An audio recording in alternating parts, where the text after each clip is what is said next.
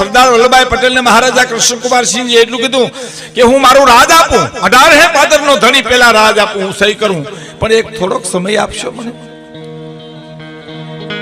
અરે સરદાર વલ્લભભાઈ પટેલ કે બાપુ તમારો સમય માગવાનો હોય, પણ મારે મહારાણીને પૂછવું છે કે આ રાજ તો મારા બાપનું છે, સહી કરવું એટલી વાર છે, રાજા સાહેબ ખતમ થઈ જશે અને દેશ આઝાદ થઈ જાય, પણ મહારાણીનો દાયજો આવ્યો છે, કરિયાવર આવ્યો છે, એનો હું માલિક નથી. મારે પૂછાવું છે કે એનું શું કરવું. એટલે માણસને મોકલી મહારાણીને જઈને માણસે કીધું, મહારાજાએ કહેવરાયું છે કે દાયજો કરિયાવરની જે સંપત્તિ આવી છે એનું શું કરવું, સહી કરે એટલી વાત છે, હમણાં દેશ આઝાદ થઈ જશે. અને મહારાણીએ જે જવાબ આપ્યો છે સાહેબ, એ હટાણે આપણે પોરહ ચડે છે કે મહારાજને કહી દો આખો હાથી જાતો હોય ને તો એનો શણગાર ઉતારવાનો ન હોય.